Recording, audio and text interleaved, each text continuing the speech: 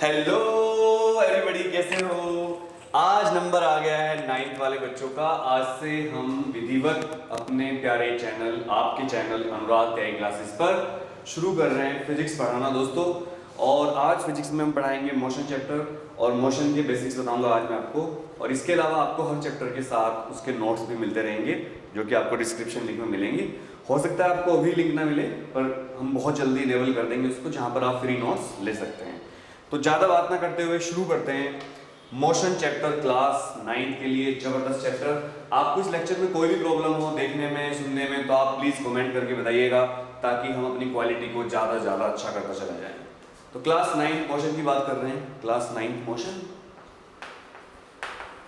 Class 9 motion. जब ये lecture मैं पढ़ा रहा हूँ तो जो बेसिक आपको पता होना चाहिए 8th तक क्लास का, वो मैं सोचकर चल रहा हूँ कि आपको पता होगा। फिर भी अगर आप कमेंट करेंगे तो मैं कुछ चीज़ें आपको एक्सप्लेन करते चला जाऊँगा।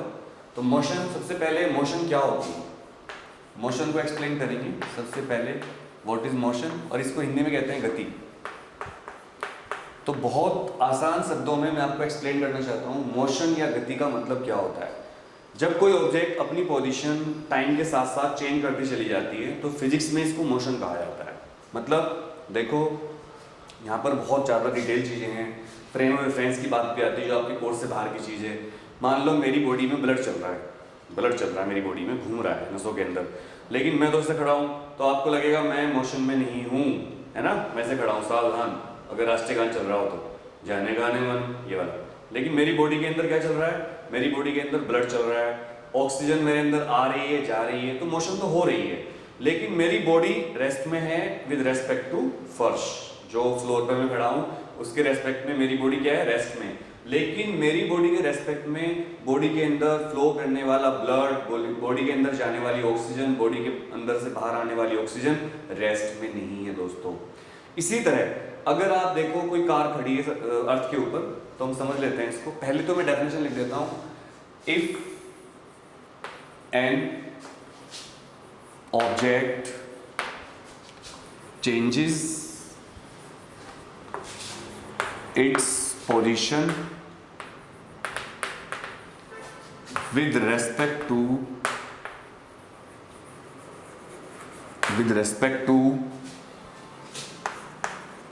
time, then the object will called to be in motion. तो इस ऑब्जेक्ट को हम क्या कहेंगे, मोशन में कहेंगे दोस्तों। जब भी कोई ऑब्जेक्ट की पोजीशन टाइम के साथ साथ चेंज हो तो हम कहेंगे ऑब्जेक्ट किसमें है, मोशन में है। यहाँ पर आप इस तरह समझिए, जैसे मैं एक एग्जांपल लेता हूँ। ये देखो, ये कार है, एक कार बना लेते हैं, और ये कार कौन सी कंपनी की, आप कमेंट करके बताना, मैं बताऊँगा नहीं कौन सी कंपनी की कार है, ठीक है। टाटा की है, हुंडई की है, मारुति की है, या किसी और कंपनी की। तो वो आप कमेंट करके बताइएंगे 9th के बच्चे। और भाई जितने भी 9th के बच्चे इस लेक्चर को देख रहे हैं, उनसे रिक्वेस्ट है कि वो अपने सारे दोस्तों को इस वीडियो को शेयर करेंगे, 9th वालों को। और 9th की पावर का पता लगाएंगे हम इस बात से कि कितने बच्चे इस वीडियो को शेयर करते हैं और कितने बच्चे 9th वाले हमारे चैनल को सब्सक्राइब करते हैं, क्योंकि हम 9th की फिजिक्स पढ़ा रहे हैं। और अगले आने वाले टाइम में जैसे जैसे चैनल ग्रो करेगा, हम मैथ भी पढ़ाएंगे आपको। तो आपको बस ये बताना है कि कौन सी कंपनी की कार है, ठीक है दोस्तों। ये कार है हमारी, और ये कार अभी यहाँ खड़ी है, टाइम अभी 0 है, और अभी ये खड़ी है गाड़ी यहाँ पर मान लो कोई जगह है शिव चौक, इस जगह का नाम है शिव चौक। यहाँ पर भगवान भोले बाबा की एक मूर्ति लगी हुई है, इसलिए इसको क्या कहते हैं, शिव चौक। कई शहरों में शिव चौक होते हैं, जैसे मुजफ्फरनगर में शिव चौक है, बहुत फेमस जगह है वहाँ की।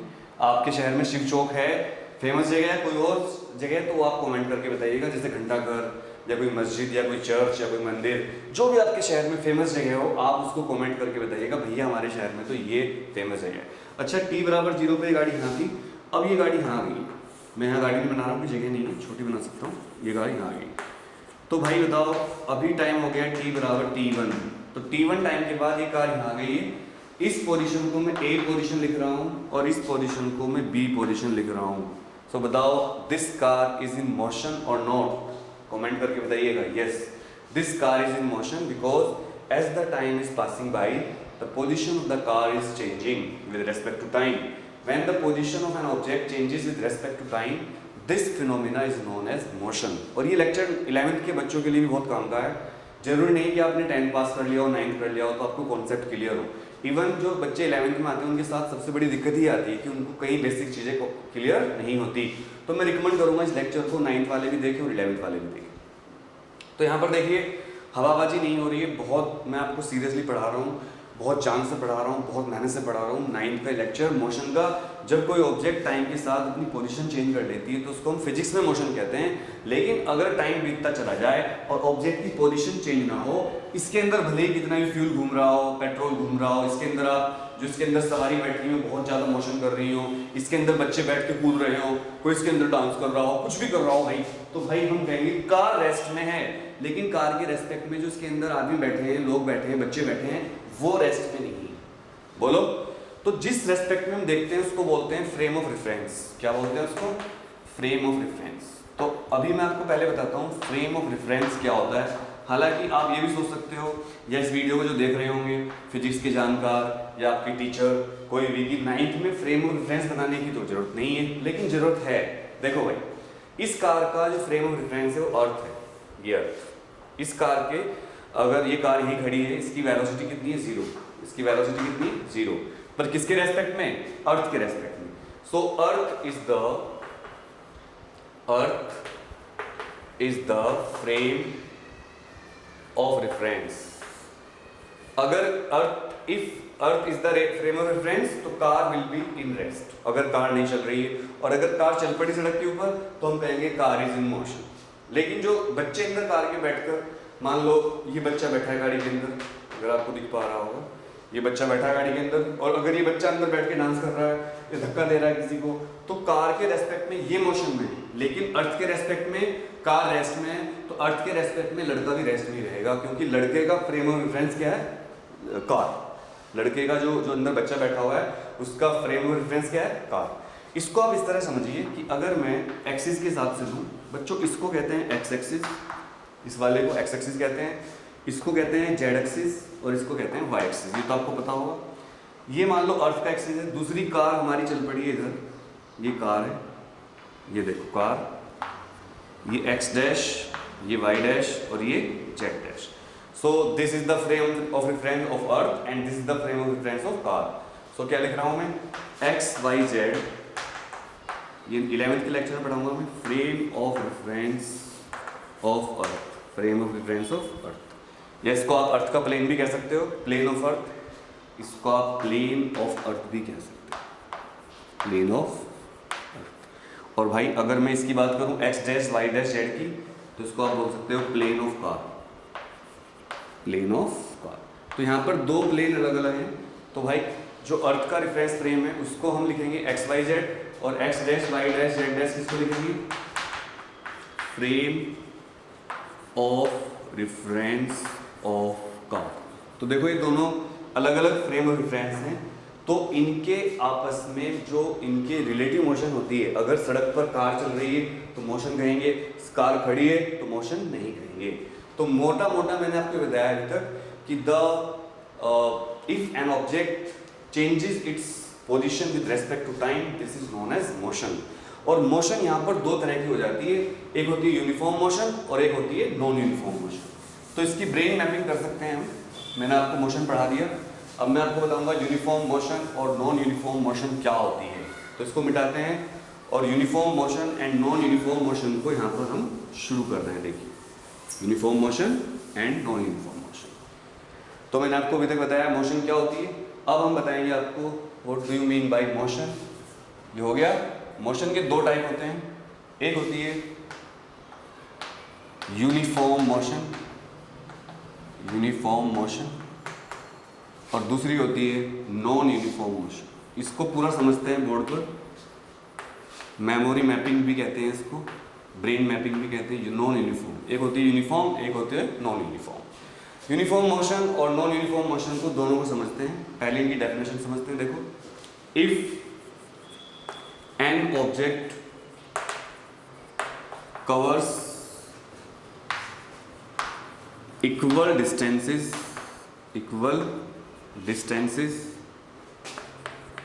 In equal interval of time, in equal interval of time. बच्चों ये पढ़ाने का सबसे मुश्किल मेथड होता है। जब कोई टीचर आपको बोर्ड पे पढ़ाए इस तरह तो समझ लो उसके लिए सबसे मुश्किल काम है। तो आपको अप्रिशिएट करना चाहिए और इसी नाम पर एक लाइक मिल जाना चाहिए।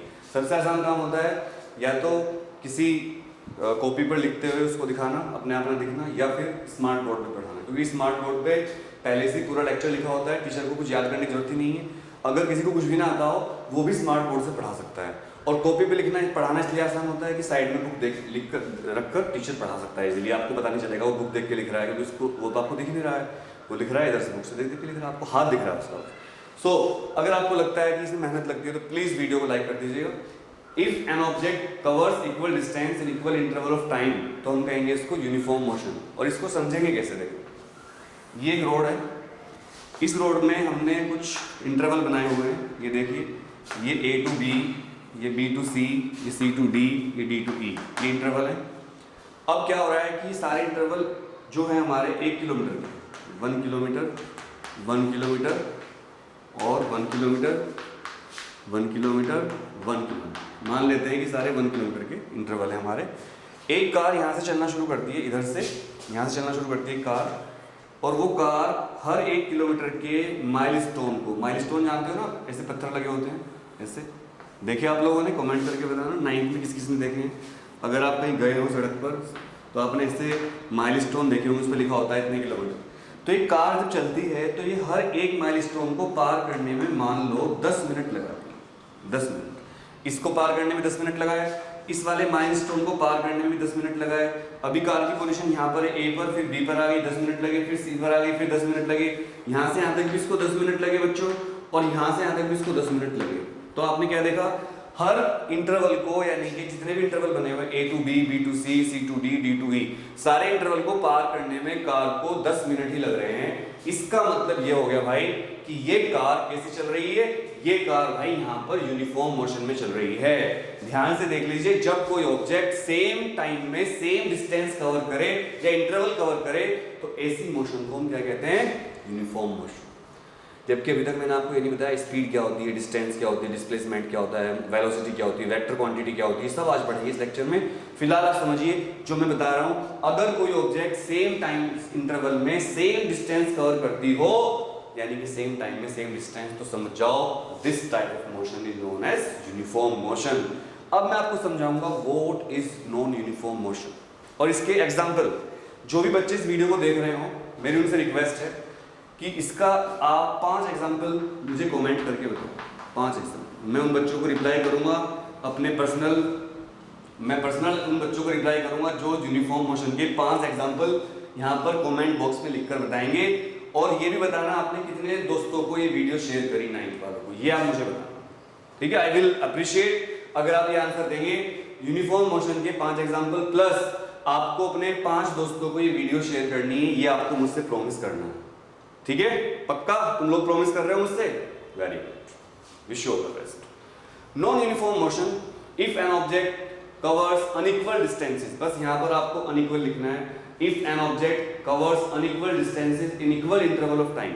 यहाँ पर बच्चे गलती क्या करते हैं, वो यहाँ भी अनइक्वल लगा देते हैं, यहाँ भी अनइक्वल लगा देते हैं, ये दिक्कत है। बस आपको शुरू में अनइक्वल लगाना है, मैं लिख देता हूँ नॉन यूनिफॉर्म के लिए, नॉन यूनिफॉर्म। देखो, if an object covers unequal distances in equal intervals of time, या inequal intervals। intervals का मतलब ही क्या होता है, टाइम होता है। तो फिर ये मोशन क्या होगी, नॉन यूनिफॉर्म मोशन हो जाएगी। इसका एग्जांपल हम लेकर दिखाते हैं। सेम रोड बनाते हैं, और भाई इस बार हम क्या करेंगे, 10-10 मिनट के गैप करते हैं। अभी 10-10 मिनट गाड़ी को चलाते हैं, अभी हम 1-1 किलोमीटर के गैप नहीं लगाएंगे, हम निशान लगाएंगे। ये कार यहाँ से चलना शुरू करती है, ये कार यहाँ से स्टार्ट करेगी, सेम कार, लेकिन ड्राइवर दूसरा है इस बार। कार तो वही है, ड्राइवर दूसरा है। हर ड्राइवर की गाड़ी चलाने की अपनी अपनी स्टाइल होती है, तो ड्राइवर दूसरा है, गाड़ी वही है, ठीक है दोस्तों। यहाँ से ड्राइवर ने चलना शुरू किया वही A पॉइंट से। अब हमने इसको 10 मिनट तक चलने दिया। हमने देखा पहले 10 मिनट में 10 मिनट हो गए, यहाँ से यहाँ तक कितना हो गए 10 मिनट। आपको हर 10 मिनट के बाद एक निशान लगाना है, तो हमने यहाँ निशान लगा दिया, ये माइलस्टोन गाड़ दिया, पत्थर गाड़ दिया हमने नाप कर देखा तो ये 1 किलोमीटर था, तो हमने लगा चलो भाई अच्छा है। नेक्स्ट फिर 10 मिनट बाद जब हमने इसको रोका तो इस बार ये चला गया 2 किलोमीटर, मतलब टाइम तो उतना ही है 10 मिनट बाद फिर हमने रोका इसको और यहाँ एक पत्थर गाड़ दिया, लेकिन डिस्टेंस जब नाप कर देखा तो 2 किलोमीटर आया दोस्तों, ये देखो। फिर इसके बाद हमने कहा चल ठीक है एक बार और चल ले, तो फिर 10 मिनट बाद चला, लेकिन इस बार यही रुक गया इसमें और हमने ये पत्थर गाड़ दिया, तो हमने देखा इस बार ये केवल ½ किलोमीटर चल पाया, ½ किलोमीटर। तो इसमें मतलब क्या हुआ कि यहाँ पर ये उसी स्पीड से चला पहले वाली से, फिर यहाँ इसकी स्पीड डबल हो गई और यहाँ पर उसकी स्पीड ½ हो गई। इस तरह से स्पीड की बात मैं भी नहीं कर रहा हूँ, क्योंकि स्पीड मैंने आपको बढ़ाया नहीं है, वैसे आपको मोटा मोटा पता होगा, आप सब पबजी खेलते हो और गेम तो बहुत सारे खेलते हैं, सैन एंड्रियास में खेला होगा, खेला है नहीं खेला लिख देना कॉमेंट में। तो यहाँ पर गाड़ी है, गाड़ी की स्पीड देखो यहाँ पर नॉर्मल, फिर डबल, फिर ½ तो इस कार ड्राइवर ने, इस ऑब्जेक्ट ने, हमारे लिए ऑब्जेक्ट है 10 मिनट में first it covers 1 kilometre, in the next 10 minutes the car covers 2 kilometre and in the next 10 minutes, ये भी 10 मिनट्स ही यहाँ से यहाँ तक, ये भी 10 मिनट है, 10 minute, and in the next 10 minute the car covers only ½ kilometre. Since the car is not covering equal distances in equal interval of time, so implies that this type of motion of the car is non-uniform motion. So I think it is clear now by everybody, क्योंकि uniform motion non uniform motion का फंडा आपको अच्छी तरह समझ में आ गया होगा और मुझे नहीं लगता इसके बाद किसी को कोई डाउट रहेगा। मैं एक बार रिपीट कर देता हूँ, अगर कोई ऑब्जेक्ट सेम टाइम में सेम डिस्टेंस कवर करे तो यूनिफॉर्म मोशन, और अगर कोई डिस्टेंस अलग अलग टाइम में सेम टाइम में अलग अलग डिस्टेंस कवर करे तो उसको बोलेंगे नॉन यूनिफॉर्म मोशन। एग्जांपल, ज्यादातर जितनी भी गाड़ी चलती है सड़क पर, जो भी आप देखते हो, जैसे आप बाइक चला रहे हो या स्कूटी चला रहे हो, चलाई होगी, किस किस के पास स्कूटी है चलानी आती है कमेंट करके बताना, और 9th में किस किस को कार चलानी आती है ये भी कमेंट करके बताना, और 9th में किस किस को बाइक चलानी आती है वो भी कमेंट करके बताना, और किसके पास अपनी बाइक है वो भी कमेंट करके बता देना, ठीक है। तो देखो अगर आप बाइक चला रहे हो, स्कूटी चला रहे हो, तो आप बाइक चला रहे हो हैं, तो चल रहे हो, फिर धीरे कर ली, दोस्त मिल गए, फिर लड़की दिख गई सामने कोई को, फिर स्पीड उड़ा दी, तो इस तरह के एग्जाम्पल क्या होंगे, नॉन यूनिफॉर्म मोशन के एग्जाम्पल होंगे। ये सारे एग्जाम्पल नॉन यूनिफॉर्म मोशन के होते हैं। लेकिन अगर आप घड़ी की सुई को देखो, जो घड़ी की सुई होती है, तो घड़ी की सुई बिल्कुल यूनिफॉर्म मोशन में चलती है। यहाँ पर आप देखोगे, फिर यहाँ पहुँचेगी, फिर यहाँ पहुँचेगी, फिर यहाँ पहुँचेगी, यहाँ पर बजे हैं 12, यहाँ पर बजे हैं 3, यहाँ पर 6, यहाँ पर 9, मतलब एक जनरल ले रहा हूँ मैं, इस तरह घड़ी चलती रहती है। तो यहाँ से यहाँ तक कितना टाइम लगता है, उतने टाइम में यहाँ आती है, उतने टाइम में आती है, हर बार 90 डिग्री घूमती है, बट टाइम सेम लेती है अगर घड़ी खराब नहीं है तो। So this type of motion are known as uniform motion. इसके अलावा अगर आप देखें अर्थ या इलेक्ट्रॉन्स, हमारी कोचिंग का जो लोगो है अनुराग क्लासेस का, वो देखो कैसा है, ये लोगो है, यहाँ पर ओम लिखा हुआ है ऐसे, हमारे लोगों में अपना लोगो देखा होगा हमारा, और यहाँ इलेक्ट्रॉन बने हुए हैं। तो electrons around nucleus revolves in uniform motion, means according to theories, जो बोलबरी थ्योरी है या जो रदरफोर्ड की थ्योरी है, उसके हिसाब से इलेक्ट्रॉन की जो मोशन होती है around nucleus is uniform motion दोस्तों, ठीक है, क्लियर समझ में आ रहा है। चलो, तो ये आपको क्लियर हो गया। अब मैं आपको बताता हूँ what do you mean by rest and motion. तो मोशन तो पता चल गया, अब रेस्ट क्या होता है, पहले मोशन बताया, मोशन अब बताता हूँ रेस्ट। रेस्ट की बात करते हैं, रेस्ट एंड मोशन बात चल रही थी मोशन की, लेकिन जब तक हम रेस्ट को डिफाइन नहीं करेंगे तो मोशन तो डिफाइन हो ही नहीं सकता। तो मोशन मैंने डिफाइन कर दिया, motion when an object changes its position with respect to time it is known as motion. और मोशन होती है दो तरह की, uniform motion, non uniform motion. और अब हम बात करते हैं रेस्ट क्या होता है। तो रेस्ट को आपसे ज़्यादा अच्छा कौन समझेगा, रेस्ट। और अगर जनरली बोले तो उसको बोलेंगे आराम। चाचा नेहरू क्या कहते थे, आराम हराम है, इसी को आगे एक्सटेंड, आराम हराम है। नेहरू जी जो थे the first prime minister of India, उनका ही डायलॉग था आराम हराम है। मतलब हमारा देश उस टाइम आज़ाद हुआ था तभी तो देश में इंडस्ट्री लगाई जा रही थी, देश तरक्की कर रहा था। तो नेहरू जी ने हमें एक वाक्य बताया, एक सेंटेंस बोला, आराम हराम है, मतलब ताकि लोग आराम ना करें, काम ज़्यादा करें, और जब ज़्यादा काम करेंगे तो ज़्यादा तरक्की होगी। तो मैं भी आपसे ये बोलना चाहता हूँ, आराम हराम है, रेस्ट। लेकिन फिजिक्स के कॉन्टेक्स्ट में अगर हम पूछें कि रेस्ट क्या होता है, आराम क्या होता है, देखिए,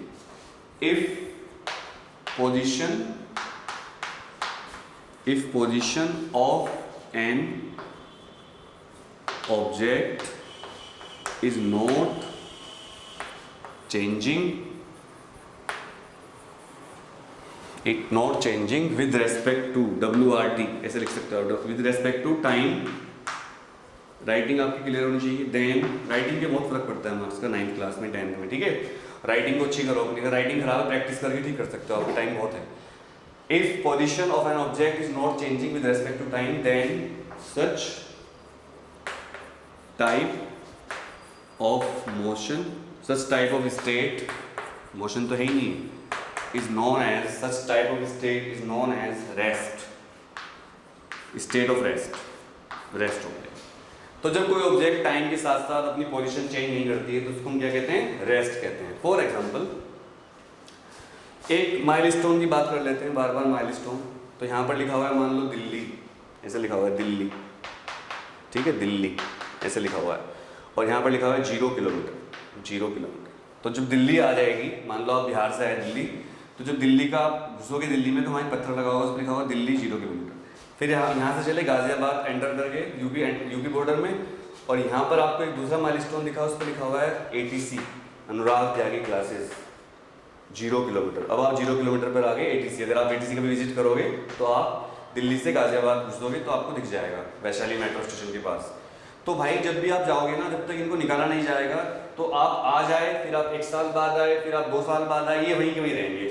मतलब टाइम तो बदल रहा है पर ये पत्थर अपनी पोजीशन चेंज नहीं कर रहे हैं। This type of behaviour of an object is known as the state of rest, means the object is not changing its position with respect to time, then this type of motion is known as rest. This type of state भी कह सकते हो आप, ये भी एक तरह की मोशन है, मोशन एट रेस्ट है।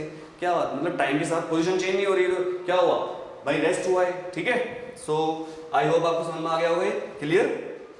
एक न्यूमेरिकल भी लेंगे अभी थोड़ी देर में, मेरे पास एक न्यूमेरिकल था रामबाण नोट्स में, तो उसको भी कंसीडर करेंगे हम। अब बात करते हैं what is the difference between distance and displacement. Distance और डिस्प्लेसमेंट में क्या डिफरेंस होता है, या फिर डिस्टेंस और डिस्प्लेसमेंट क्या होते हैं। Let us see distance and displacement. ये समझ में आ गया आपको। जो मैं आपको एग्जांपल दे रहा हूँ किसी बुक में नहीं मिलेंगे, आपको ध्यान रखना। इवन मैं आपको बताऊँ, पढ़ाने से पहले मुझे भी नहीं पता था मैं क्या एग्जांपल देने वाला हूँ। अचानक मेरे दिमाग में एग्जांपल प्रकट होते हैं और मैं आपको पढ़ा देता हूँ, ठीक है। मेरे जो नोट्स मिलेंगे आपको, जो मेरे एग्जाम्पल मिलेंगे वो किसी बुक से नहीं मिलेंगे आपको, रटे हुए नहीं है वो, एग्जैक्ट उस टाइम स्पॉन्टेनियस जो मेरे ब्रेन में आता है मैं आपको बता देता हूँ, और वो एग्जैक्ट काम करेंगे। आपने किसी भी टीचर से पूछ सकते हो, और पूरे यूट्यूब पर आपको एग्जाम्पल कोई नहीं देगा। क्लास 9 वाले बच्चे ध्यान दें। एक तरफ बात करते हैं डिस्टेंस की, डिस्टेंस, और एक तरफ बात करते हैं डिस्प्लेसमेंट।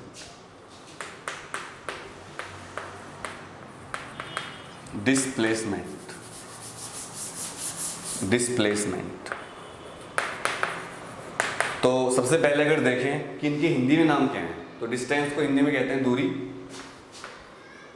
हाय हाय हाय ये रे मजबूरी, ये मौसम और ये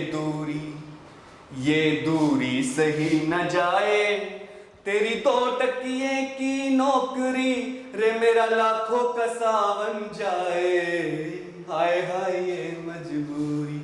तो जब मैं छोटा सा था गाना सुना मैंने, और इस गाने में पहली बार मैंने सुना दूरी यानी कि डिस्टेंस। और डिस्प्लेसमेंट तो किसी गाने में नहीं आया, क्योंकि इसको हिंदी में कहते हैं विस्थापन। और मुझे लगता है कोई भी गाने लिखने वाला गीतकार जो होते हैं वो विस्थापन वर्ड यूज़ कर पाएंगे अपने गाने में। विस्थापन का मतलब होता है जैसे जब भारत पाकिस्तान का बंटवारा हुआ तो लाखों लोग पाकिस्तान से भारत आए और कुछ लोग यहाँ से वहाँ भी गए, वो बात अलग है। यहाँ से लोग कम गए, वहाँ से बहुत ज़्यादा आए, ठीक है। तो डिस्टेंस और डिस्प्लेसमेंट को समझते हैं। देखो द एक्चुअल पाथ, पहले डेफिनेशन बताता हूँ क्योंकि मार्क्स इसी पे देगा टीचर। आप कितने भी एग्जाम्पल लिख दो, कितने भी आप मतलब आप कितने भी एग्जाम्पल लिख दो, टीचर मार्क्स काट देगी आपके, है ना। क्योंकि सबको बुकिश नॉलेज चाहिए आजकल। हमारे देश की सबसे बड़ी विडंबना क्या है, कोई भी पढ़ना नहीं चाहता है, कोई भी ओरिजिनल चीज़ें नहीं करना चाहता है, सबको बुकिश नॉलेज चाहिए। टीचर भी उसी क्वेश्चन पे नंबर देती है आंसर पर जो बुक का लिखा हो उसने, या उसके नोट्स लिखे हों। अगर कोई बच्चा थोड़ा इधर उधर लिख दे तो टीचर नंबर काट देती है। ऐसा आपके साथ हुआ तो कमेंट करके बता देना, ठीक है। The actual path between 2 points, between 2 points,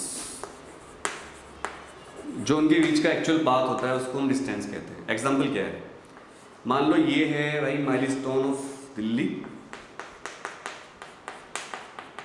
और ये माइलस्टोन है मान लो पटना। पटना पटना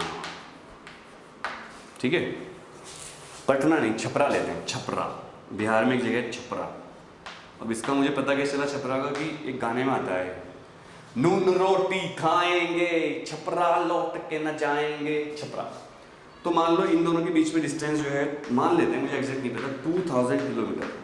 2000 किलोमीटर रोड की डिस्टेंस, रोड की मतलब रोड से जाते हैं, जब रोड ऐसे है मान लो, ऐसे रोड घूम के ऐसे जा रहा है, ठीक है, ये रोड है ये, तो पूरा जो चलना पड़ता है वो ये डिस्टेंस यहाँ तक की ये हमने ले लिए।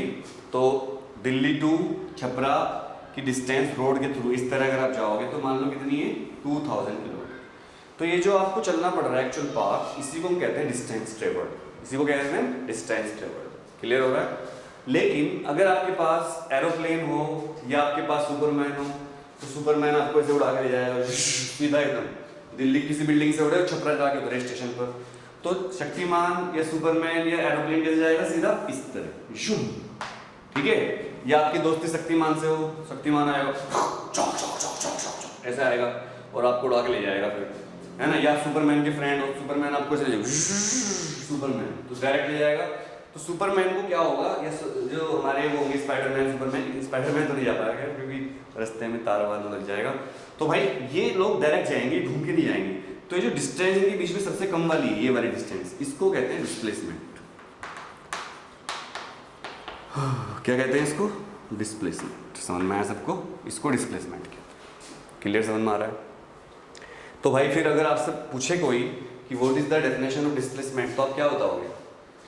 द शॉर्टेस्ट, बहुत जबरदस्त समझने के लिए, the shortest distance between 2 points, between 2 points is known as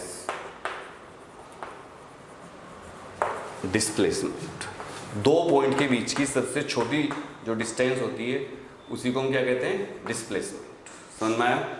अगर इसमें कुछ समझना पड़ेगा आपको, अगर मान लो कोई इंसान दिल्ली से छपरा जाता है और छपरा से दिल्ली वापस आ जाता है, ऐसा मान लेते हैं, there is a person, there is a इंसान जो दिल्ली से छपरा गया और छपरा से दिल्ली वापस चला गया।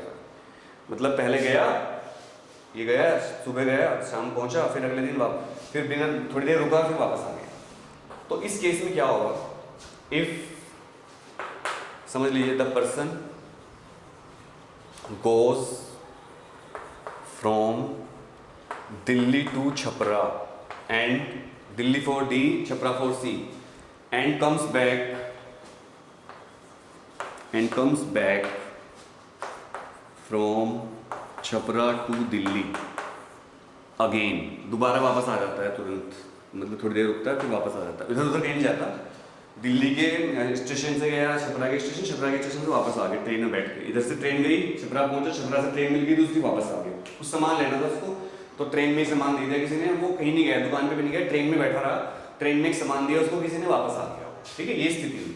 तो क्या हुआ, देखो ये दिल्ली और ये छपरा सी, गया 2000 किलोमीटर, वापस आया 2000 किलोमीटर। तो इस केस में इसका डिस्टेंस जो हुआ ट्रेवल्ड, डिस्टेंस, चलो कमेंट करके बताओ, डिस्टेंस ट्रेवल जो हुआ वो तो हुआ इसका 4000 किलोमीटर, मतलब 2000 2k plus 2k that is 4k। 4k video नहीं है, रिजोल्यूशन नहीं है, डिस्टेंस है, k 4 किलोमीटर।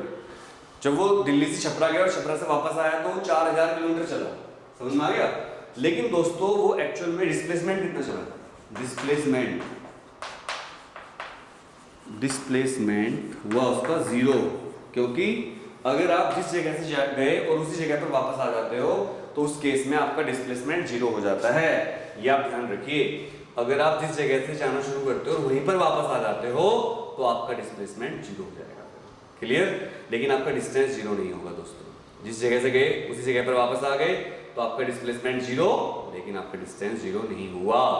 तो भाई आपको समझ में आ गया होगा what is the difference between distance and displacement. Distance is actually the actual path traveled by an object when it goes from one point to another and displacement is the shortest distance between the 2 points. समझ में आ रहा है? Distance is the shortest, displacement is the shortest distance between the 2 points. Clear? अब एक numerical solve करके देखते हैं और मतलब समझ में तो आ गया होगा आपको। इन दोनों की यूनिट क्या होती है? Unit of distance and displacement दोनों की यूनिट होती है मीटर। ये आप ध्यान रखिएगा, ये मिटा देता हूँ।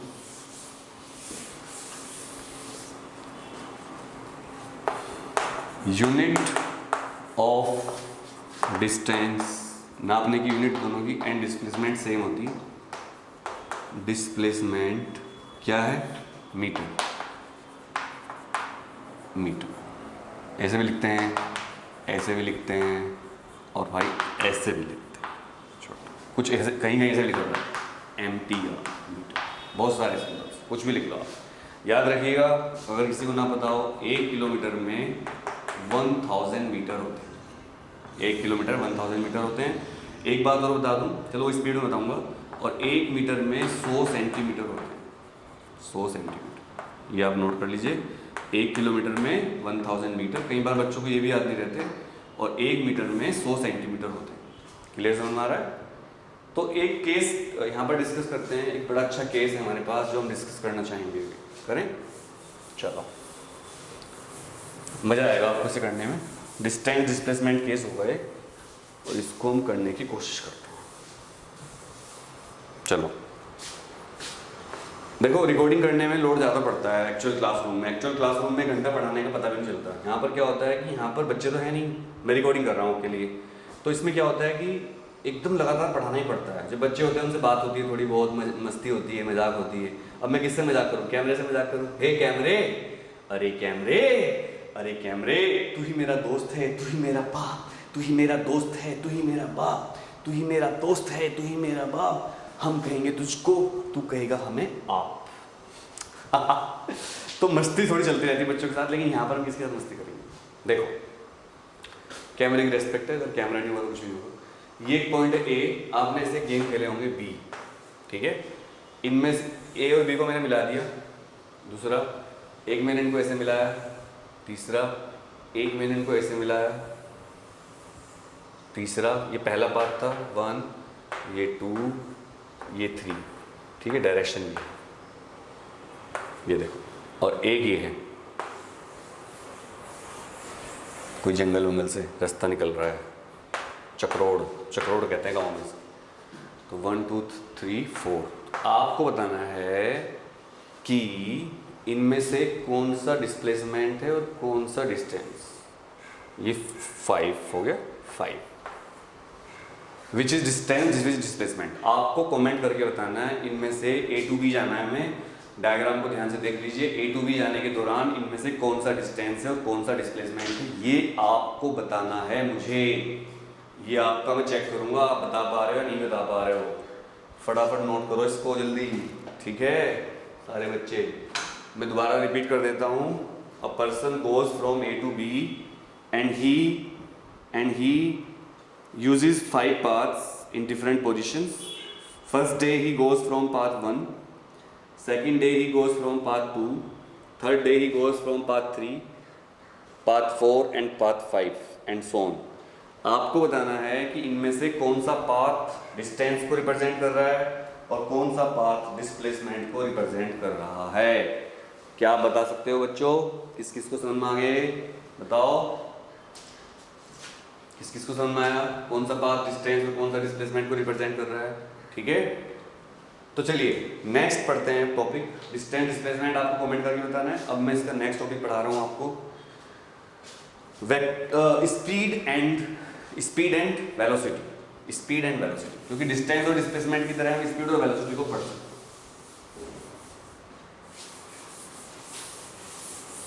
हैं। स्पीड एंड वेलोसिटी शुरू करें। स्पीड और वेलोसिटी क्या होती है, फिर उसके बाद बताऊंगा वेक्टर और स्केलर। स्पीड वेलोसिटी, देखो भाई दोनों बात एक ही है, पर आपने किसी भी बस पे देखा होगा लिखा हुआ कभी भी वेलोसिटी लिखा नहीं होता। क्या लिखा होता है? वेलोसिटी लिखा नहीं लिखा होता है, स्पीड लिखा होता है। ऐसा क्यों होता है कि किसी भी ट्रक के ऊपर स्पीड नहीं लिखा, वेलोसिटी नहीं लिखा होता है, स्पीड लिखा होता है? सोचो, कौन बताएगा इस बात को? किसी भी ट्रक के ऊपर स्पीड लिखा होता है, वेलोसिटी क्यों नहीं लिखी होती? कौन बता सकता है कोई? बोलो। इसका रीजन है दोस्तों, मैं आपको बताना चाहता हूँ, इसका रीजन ये है कि जो स्पीड होती है वो एक स्केलर क्वांटिटी होती है और वेलोसिटी होती है वेक्टर क्वांटिटी। फिजिक्स में दो तरह की क्वांटिटी होती हैं, एक स्केलर और एक वेक्टर। स्केलर क्वांटिटी वो होती हैं जिनको रिप्रेजेंट करने के लिए हमें डायरेक्शन भी बतानी पड़ती है, सॉरी वेक्टर क्वांटिटी। और अगर आप स्केलर क्वांटिटी बता रहे हो तो उनको रिप्रेजेंट करने के लिए आपको केवल मैग्नीट्यूड बताना पड़ेगा, डायरेक्शन नहीं बतानी पड़ेगी। लेकिन स्केलर और वेक्टर मेरा नेक्स्ट टॉपिक होगा। अभी मैं आपको सिर्फ पढ़ा रहा हूँ कि स्पीड और वेलोसिटी में क्या डिफरेंस होता है। हालांकि ये वेक्टर स्केलर का चक्कर है, बट फिर चलिए देखो। अभी मैंने आपको डिस्टेंस और डिस्प्लेसमेंट पढ़ाया था। देखो, the distance travelled by an object, the distance traveled by an object in unit time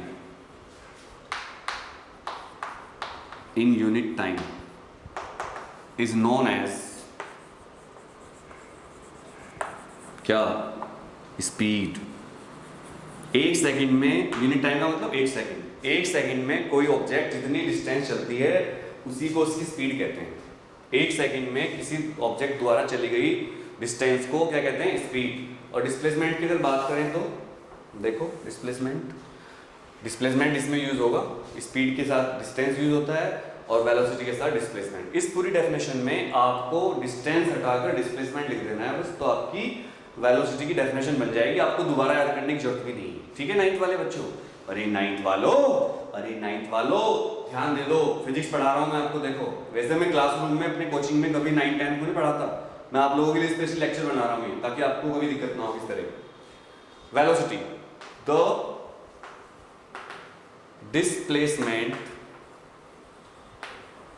the displacement covered या डन, द डिस्प्लेसमेंट कवर्ड या डन, कुछ भी लिख सकते हो, बाई एन ऑब्जेक्ट या मूविंग ऑब्जेक्ट लिख सकते हो, वैसे तो कितने बढ़ा लो, by an object in 1 second. Simple लिखो आप, यूनिट टाइम छोड़ो, इन 1 सेकेंड, क्योंकि 1 सेकेंड को हम यूनिट टाइम कहते हैं और मीटर पर सेकेंड में इसकी वो निकाली जाती है। तो यूनिट टाइम में लिख सकते हो और 1 सेकेंड में लिख सकते हो। ठीक है, तो देखो इसका फॉर्मूला क्या बनेगा? स्पीड का फॉर्मूला बनेगा डिस्टेंस अपॉन टाइम। डिस्टेंस की यूनिट क्या होती है? मीटर, और टाइम की क्या होती है? सेकंड। तो इसकी यूनिट क्या बनी? मीटर पर सेकंड। ठीक है, मीटर पर सेकंड। बच्चों, जो भी यूनिट साइंटिस्ट के नाम पे होती है उनको हम कैपिटल से लिखते हैं, लेकिन और सब यूनिट को छोटे लेटर से लिखते हैं, स्मॉल लेटर से लिखते हैं। Since metre is not the name of scientist, so metre is represented by small letters. अब बात करते हैं वेलोसिटी की। तो वेलोसिटी क्या है? Displacement per unit time, displacement in 1 second. So velocity की डेफिनेशन क्या बनेगी? वेलोसिटी की डेफिनेशन तो बता दी। वेलोसिटी का फॉर्मूला क्या बनेगा? डिस्प्लेसमेंट अपॉन क्या? टाइम। तो भाई एक बात बताओ, डिस्प्लेसमेंट की यूनिट भी क्या होती है? मीटर, और टाइम की भी क्या होती है? सेकंड। तो मीटर अपॉन सेकंड को क्या लिखेंगे? मीटर पर सेकंड। इसके अलावा आप ध्यान रखिएगा, मैं डायग्राम बनाकर आपको दोबारा समझा रहा हूँ। अगर मेरे पास दो जगह हैं ए एंड बी, ये ए का माइलस्टोन है, ए, और ये बी, ठीक है, इनके बीच का डिस्टेंस है ये डिस्टेंस है इनके बीच का, मान लो इनके बीच का डिस्टेंस है 1000 मीटर, और डिस्टेंस के यहाँ के थ्रू जाने में इतना लगा उसको, यहाँ के थ्रू जाने में इतना लगा गाड़ी को, मान लो 10 मिनट लगे, ठीक है। लेकिन एक कार यहाँ चली गई सीधी, ये रोड भी है, पर ये रोड सबके लिए एक्सेसिबल नहीं है, या एरोप्लेन गया कोई, एरोप्लेन को चलना पड़ा केवल सीधा चलने में केवल मान लो 500 मीटर, और एरोप्लेन कितनी लगी? 2 मिनट लगी, जबकि उसको 10 मिनट लगी थी। तो इस एग्जाम्पल से मैं आपको दोनों समझा रहा हूँ, निकाल कर देखो। अगर आप मुझसे पूछोगे स्पीड कितनी है इस रोड से, मतलब कार की स्पीड कितनी है, कार की तुम स्पीड निकालेंगे, कार स्पीड, बिकॉज कार ने डिस्टेंस ट्रेवल करी, डिस्प्लेसमेंट नहीं किया। एरोप्लेन सीधा चला गया, एरोप्लेन उड़ सकता था, एरोप्लेन सीधा चला गया, ये एरोप्लेन की मोशन है, ये देखो, ये एरोप्लेन कौन सी कंपनी का एरोप्लेन है मैंने लिख दिया, अगर दिख रहा हो तो बता दे। वैसे मुझे लगता नहीं इतना छोटा फ़ॉन्ट दिखेगा, पर किसने कमेंट किया उसको एक प्राइज़ मिलेगा अगर बता दिया कि कौन सी कंपनी का एरोप्लेन है। एरोप्लेन सीधा चला गया, एरोप्लेन को 500 मीटर चलना पड़ा, बस 2 मिनट लगे। गाड़ी को इस वाले पाथ से चलना पड़ा, 1000 मीटर चलना पड़ा, 10 मिनट लगे। अब दोनों की निकालते हैं, क्या दोनों की निकालते हैं, स्पीड एंड वेलोसिटी। तो देखो कार की स्पीड कितनी होगी, डिस्टेंस अपॉन टाइम। डिस्टेंस कितना चलना पड़ा उसको, 1000 मीटर। टाइम कितना लगा, 10 मिनट। 10 मिनट का आपको यहाँ पर सेकंड बनाना पड़ेगा। 1 मिनट में 60 सेकंड होते हैं। इसको सोल्व करके आपके पास क्या आएगा, 2 0 कैंसिल बाई 2 0, हमारे पास बच क्या बचा, 10 upon 6, 2 3 6, 2 5 10, that is 5 upon 3 metre पर second. This is the speed of car. इसको हम किलोमीटर पर आवर में कन्वर्ट कर सकते हैं। किसी को पता हो तो बता देना कि मीटर पर सेकंड को किलोमीटर पर आवर में कैसे कन्वर्ट करते हैं। जिसको पता हो बता देना कमेंट करके। एरोप्लेन की वेलोसिटी होगी, स्पीड होगी, वेलोसिटी। क्या होगी, वेलोसिटी। एरोप्लेन वेलोसिटी, एरोप्लेन को चलना पड़ा कितना, 500 मीटर। टाइम कितना लगा, 2 मिनट। 2 मिनट लगे ना, हाँ 2 मिनट। इसको भी सेकंड बनाना पड़ेगा हमें, इसको सेकंड बनाना पड़ेगा 60 से मल्टीप्लाई करके। 1 मिनट में 60 सेकंड होती है। 1 0 से 0 कैंसिल चलेगी, 2 से काट दो 25 आ गया, तो 25 अपॉन 6 मीटर पर second. This is the speed of velocity of aeroplane and this is the, इसमें हमने डिस्प्लेसमेंट यूज किया तो वेलोसिटी बनी। डायरेक्शन फिक्स थी, left to right, left to right. मान लो ये जो ए पॉइंट है ईस्ट डायरेक्शन में है, ईस्ट, और ये पॉइंट कौन सी डायरेक्शन में, वेस्ट। तो जब डायरेक्शन फिक्स हो जाती है तो उसी को हम क्या बोलते हैं, वेक्टर क्वांटिटी। दोनों का मैग्नीट्यूड है, देखो मैग्नीट्यूड इसमें भी है और इसमें भी है। मैग्नीट्यूड इसके पास भी है और मैग्नीट्यूड इसके पास भी है, पर इसके पास डायरेक्शन नहीं है, इसके पास डायरेक्शन है। हम लिखेंगे यहाँ पर क्या, ईस्ट टू वेस्ट। जब डायरेक्शन पता हो किसी भी चीज की तो उसको हम वेक्टर क्वांटिटी कहते हैं। अब क्लियर हुआ, मैंने आपको समझा दिया। जब हमें डायरेक्शन पता हो तो उसको हम वेक्टर क्वांटिटी कहते हैं। जैसे हमें एरोप्लेन की डायरेक्शन तो पता है फिक्स, लेकिन गाड़ी की डायरेक्शन बार बार चेंज हो रही है। अभी ये डायरेक्शन थी, अभी ये डायरेक्शन हुई, अब ये हुई, अब ये हुई, यहाँ से यहाँ तक थोड़ी फिक्स रही, फिर नीचे आ गई, फिर ऐसे आ गई, फिर यहाँ स्ट्रेट हो गई, फिर ऊपर चली गई।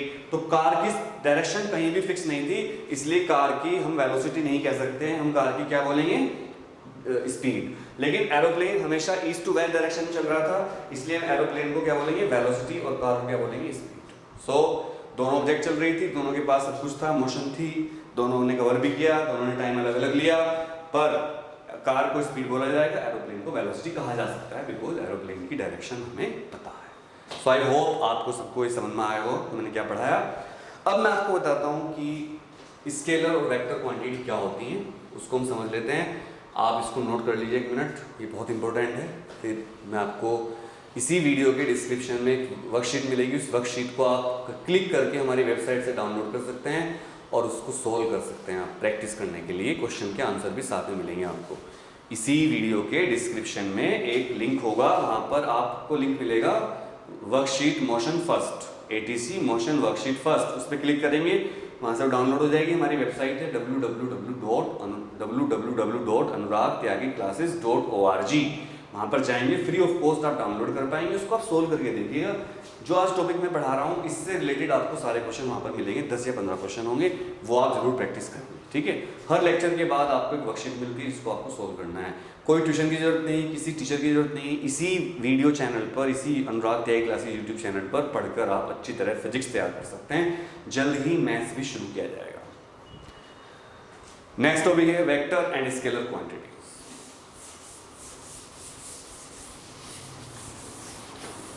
तो टेबल की जरूरत पड़ेगी, तो डंडा नहीं मिटाते वाला है ना, एक एक डंडे की कीमत है, एक डंडे की कीमत तुम क्या जानो अनुराग बाबू।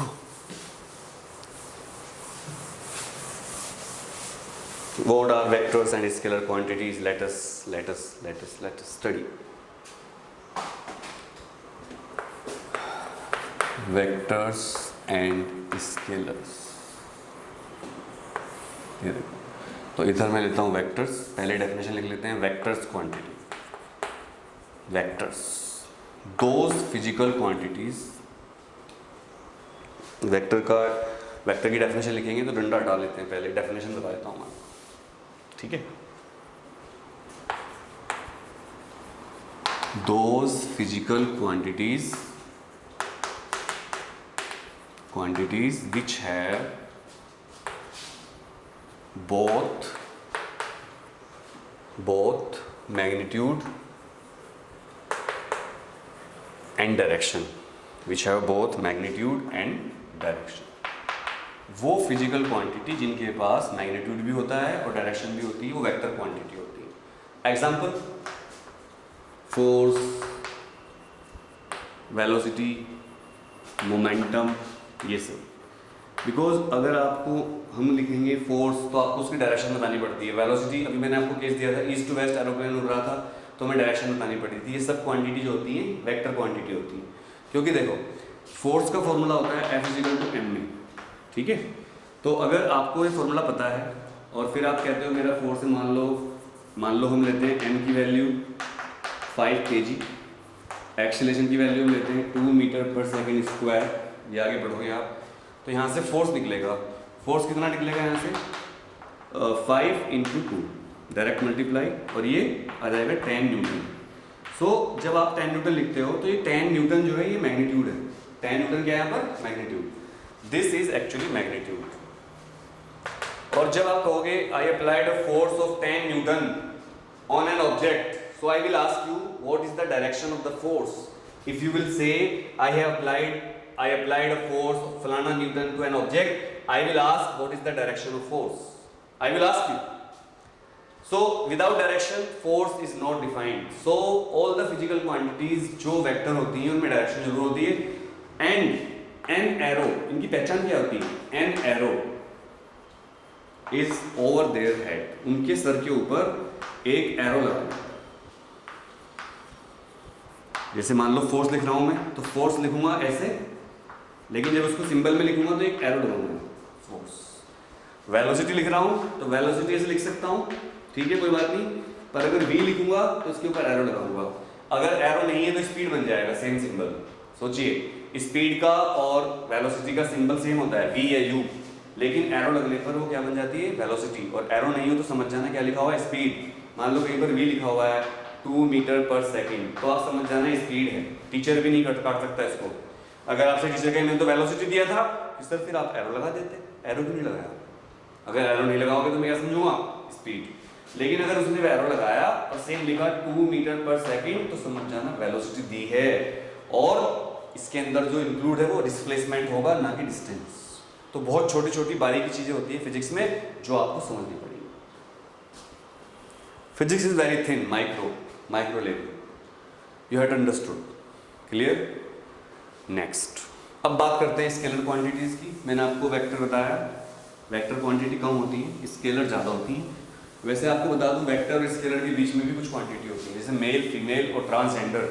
ऐसे ही वेक्टर स्केलर के बीच में भी होती है क्वांटिटी, और उनको कहते हैं टेंसर्स. लेकिन वो आपके कोर्स में नहीं है, टेंसर्स. ठीक है. Scalar quantities,